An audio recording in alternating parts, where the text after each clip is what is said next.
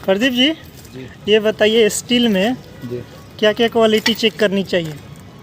Steel अगर column में हम आते रहे तो इसको पहले देखते हैं हम प्रॉपर बाइंडिंग है कि नहीं। जो स्ट्रिप्स हमने प्रोवाइड किए हैं, स्ट्रिप्स हमने दो तरीके से प्रोवाइड किए हैं, एक आउटर है और एक इनर है। इसमें अगर इसका साइज़ 600 का है, मतलब जैसे हमने साइज़ है, अगर साइज अगर डिफरेंट साइज़ के कॉलम होते हैं तो प्रॉपर कंक्रीट से बॉन्डिंग के लिए स्टील में कई सारी उसकी परसेंटेज के हिसाब से स्टील उसमें प्रोवाइड करते हैं। जैसे हमने इसमें आउटर रिंग प्रोवाइड की है, इनर रिंग प्रोवाइड की है और बीच में ज़्यादा स्पेस ना रहे इसलिए हमने अलग से इसमें की प्रोवाइड की गई है। अगर मान लीजिए कि कोई अगर फ्रेशर लड़का है, जी अगर उसको स्टील अगर ड्राइंग दे दिया जाता है, अगर उसको स्टील चेक करना होगा तो क्या क्या उसको प्राइमरी पोर्शन में क्या क्या चेक करना पड़ेगा पहले उसको?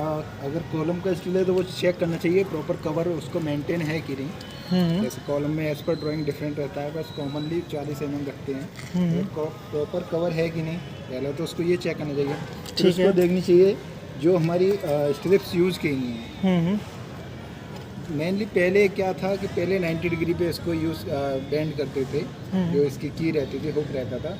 लेकिन जब से भूकंप वाला चीज़ें कंसिडर करने लगे तो इसको 135 डिग्री पे इसको हुक को बेंड करते हैं। जैसे ये जो है 135 पे ये बेंड किया गया है यहाँ पे, तो इसको यूज़ किया जा रहा है। तो उसको मेनली यही देखना चाहिए, मिनिमम 50 mm से ओवर ही होना चाहिए इसको। वैसे 10 डी रखते हैं हुक लेंथ वो, तो 10 डी के हिसाब से अगर 8 mm का है तो 80 mm होनी चाहिए, 10 mm की है 100 mm होनी चाहिए। और इसमें क्या क्या चेक करनी चाहिए? और प्रॉपर स्पेसिंग पे है कि नहीं, लैप लेंथ देखनी चाहिए। लैप लेंथ रूल के हिसाब से 50 डी होनी चाहिए। 50 डी दी है कि नहीं दी है। और लैप लेंथ लैप जोन में स्ट्रिप्स की जो है स्पेसिंग कम होनी चाहिए, जिससे जब भी लोड आता है इस पे तो बॉन्डिंग रहे प्रॉपर तरीके से। ये लैप हम कहाँ पे दे सकते हैं इस कॉलम का?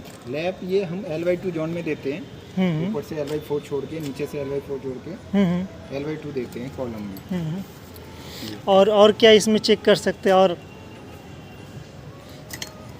मेनली कहीं कहीं मिस्टेक ना हो मेसन के थ्रू या बारबेंडर के थ्रू में। एक चीज़ और मैं आपसे पूछना चाहता हूँ, ये जो स्पेसिंग हम दे रहे हैं, जी ये यहाँ पे कम है, यहाँ पे ज़्यादा है, इसका रीज़न क्या है? यहाँ पे लैप लेंथ ये L/4 जोन में है, इसलिए यहाँ पे स्पेसिंग कम है। क्योंकि इम्पैक्ट लोड सबसे पहले यहाँ पड़ेगा और ऊपर पड़ेगा L/4 जोन में। बीच में L/2 में हम स्पेसिंग ज़्यादा कर देते हैं, लेकिन ये जो यहाँ पे जो स्पेसिंग दी गई है यही स्पेसिंग हम लैप जोन में भी यूज़ कर सकते हैं। क्योंकि वहाँ पे भी जब बेंडिंग का लोड पड़ेगा, बेंडिंग मूवमेंट आएगा तो वहाँ पे ज़्यादा इम्पैक्ट पड़ेगा, इस वजह से।